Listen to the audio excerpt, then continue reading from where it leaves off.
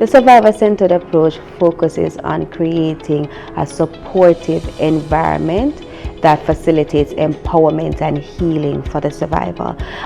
Think about several persons coming in a room and you trying to engage several persons. With the survivor-centered approach, it cannot be like that. You have to zero in on the victim or the survivor, paying keen focus on how you are going to support them in empowerment. There are 4 basic things that has to be done. The survivor has to feel safe, respected. They have to understand and believe that there's no form of discrimination against them, and the confidentiality of their information has to be undertaken. Once service providers, justice of the peace, teachers, guidance counselors, mental health practitioners understand these 4 basic tenets, then they are able to engage the survivor, looking at the individual, providing the space of safety and empowerment so that they can be supported through healing. It's the persons within the community where we're recognizing that everybody can help somebody. We looked at the look, listen, link, which is the 3 premise of psychological first aid.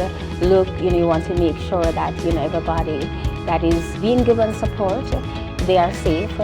And you want to listen to make sure that you're hearing actively what persons are saying, because a lot of times, because we're so busy, we're running by, but we're not capturing that, hey, there's somebody who really needs help. And of course, the link, connecting all the resources together to make sure that we're able to refer persons to agencies or community members or leaders who are able to help them.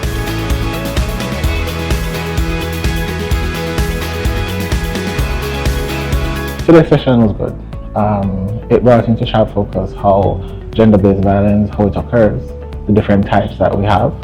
And for me, being a mentor, I was able to take the information and link it to better help facilitate my mentor sessions. You always come across different mentees who have different challenges, and some of these challenges are in fact gender-based.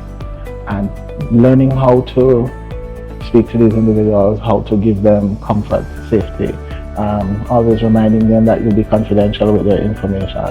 All of the various steps that they have taught us today, how to look, listen, and to link them to the right services, because sometimes your role in the whole process is not to solve the situation, but to be that first point of contact, that you will lead those persons to the right resources that they need to help get their situation resolved or make them better.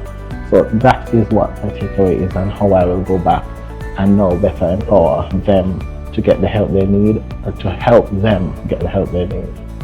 And because of the Soldiers Project, in partnership with the Ministry of Justice, UNDP funded by Canada, we are able to engage civil servants, whether they be a JP, whether they be within the Ministry of Health, and this is just broadening the reach. It's no longer frontline service providers, it's no longer the health professionals or the police or the medical doctors. What we're doing is we're expanding the reach of the amount of persons that are aware of understanding what gender-based violence is.